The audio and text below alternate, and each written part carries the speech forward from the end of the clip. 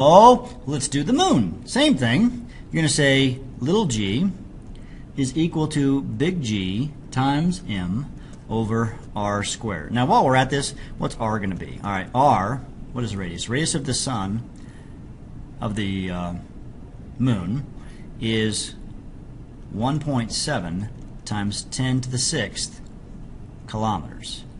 So we're going to times that by 1,000 to get it's in meters, right? So I'm going to say 1.76 second function e 6 times 1,000. And I get a big number. Okay. So we still use that universal gravitational constant. Again, how do I find that? I look in my book. Well, we could just look at the previous screen. 6.6 times 10 to the minus 11th. So I'm going to plug in my numbers. 6.6 times 10 to the minus 11th times the mass, which is 7.3 times 10 to the 22nd, divided by this number on the screen. Boy, that seems like a big number. I'm guessing that might be the meters.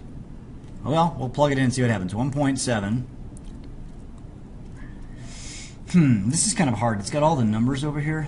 I'd like to put that in scientific notations. I'll say 1.76 times 10 to, now I'm going to count my places. 1, 2, 3, 4, 5, 6, 7, 8, 9. Times 10 to the 9th, and that'll be meters. And then, of course, when we do that, we square it. I'm wondering if this is the correct answer. I don't know. We'll find out. Let's see what we get here. So I'm going to take 6.6, second function e, negative 11, times 7.3, second function e, 22, divided by 1.76, second function double e, 9 squared. And I get a number that's too small. 1.5, something looked wrong, 1.5 times 10 to the minus 6th meters per second squared. That doesn't sound right to me. I think what's going on is this number looks way too big to me. Let me see. I'll look in my trusty book here and see if I can find the radius of the moon. I probably have the wrong moon radius. It just didn't sound right to me. And of course I don't have the moon on this list here. I got Mercury and Mars and Venus and all those wonderful things. But I think in the back of our textbook we could look, and there is a table of different objects. So let me see, satellites or stuff like that. So here I am, orbital properties of the planets. Okay, I don't want planets. I want asteroids. Satellites, the moon, has a radius of 1,738 kilometers. Okay, so this is actually 1,738 kilometers, which would then be 1738000 meters. And so this number's too big. Okay. So I won't do this for you, but you can get the idea. You would just plug in that number. All right. Hey, there's a guy on the moon. That's pretty cool, isn't it? All right. So let's make this go away. So here's some information right here. The radius of the ratio of the Earth to the moon is 3.8. The mass of the Earth to the moon is 8. So the Earth weighs 8, or has a mass 81 times greater than the moon, but the radius is only 3.8. Okay, and you can look at the different radius. Oh, the radius, there it is right there, in meters and kilograms. I had it on the table right there. Oh well. Anyways, there you go. Let's move on to the next topic. Escape velocity. What does that mean? All right. If you have an object on the surface of a planet, the moon, whatever, and you want to cause an object to leave the gravitational field of the Earth, to escape that attraction, you have to reach what's called the escape velocity. So, to overcome the celestial object's gravitational force and escape into space, a mass obtain a speed called the escape velocity. The escape velocity. Sounds kind of like a cool word, isn't it? Okay. All right. Now, so it determines if a spacecraft can move from one planet to another, because you can't leave one planet unless you can leave the gravitational field of that planet. Okay? Also, another influence about this is the atmosphere. If there's an atmosphere, it makes a difference. But we're going to kind of pretend we don't have that atmosphere. It also relates to the nature of black holes, which we're going to talk about later on in the year. Okay? All right, so to kind of give you a pictorial picture of this, all right, so if I've got an object right here on the surface of some planetoid, it's the energy it takes to make him totally escape. Now, if I get him this much energy, for example, he will escape. This is just the escape velocity, but if I don't give enough escape velocity, when you project an object, he's just going to fall back to the earth. I mean, take a rock and throw it up in the air. It's going to like come back down. You like heard, what goes up must come down. Spinning wheels, or some song, right? Okay, but actually, it's not always true. What goes up may not necessarily come down if you throw it hard enough. And so, how hard is hard enough? That's what we want to talk about. All right, this is actually the equation. I found it on a cool T-shirt on the internet. So here's the equation: VE, so write this down, is equal to, oh, what's that funny-looking thing? What is this right here? That's right. If you haven't done your mathematics before, that's called the square root. You know that geometry teacher when I was in high school? His name was Mr. Roop, and we called him Square Roop.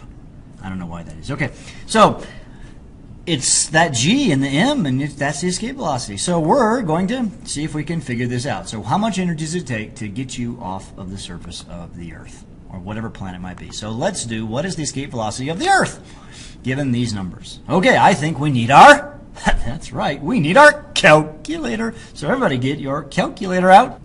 Okay, we've got the calculator up.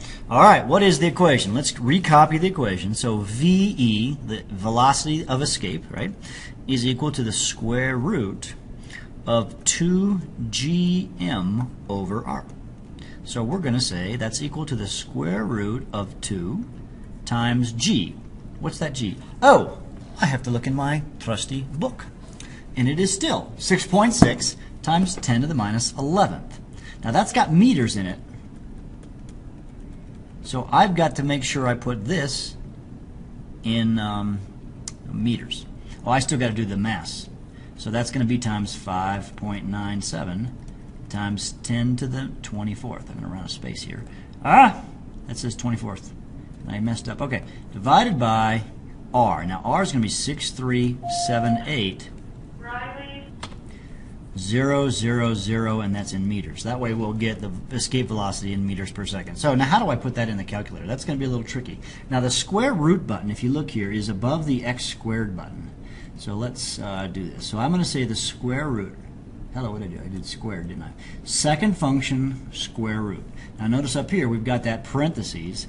So I'm going to say 2 times 6.6 second function double E negative 11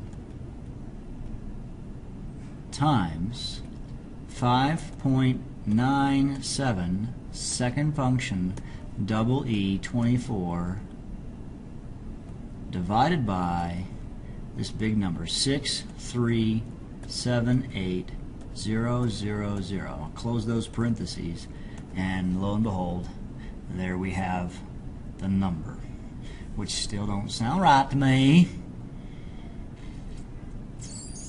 Oh, maybe that's what it is. Okay, I get 11115, and that'd be meters per second. So you have to be going 11,115 meters per second to escape the gravitational field of the Earth. Okay? That's still, hold on, let me just double check to see that's right. Well, I checked it, and that is actually the correct answer. Sometimes they actually talk about it in terms of kilometers per second, and so if you were to divide that back again by 1,000, you would get 11, so we could divide this number by 1,000. And, of course, you would get 11.1, so 11.1 kilometers every second. So, you know, it's pretty high, but you're trying to escape the gravitational field of the Earth, so it would not necessarily be a small number. And so that's how you do escape velocity problems. And that ends Chapter 2. A lot of math in this chapter, isn't there? And so, of course, you're going to make your calculator your friend. So I'd recommend that you make your calculator your friend. Should I make the calculator my friend? Oh, I think you should. Are you sure? Oh, yeah, the calculator is your friend. Because math, what's math? Math's a tool. And what's that tool used for? To help us understand the nature of the world. Isn't that just like the coolest thing? All right, well, we'll see you in class. Bye.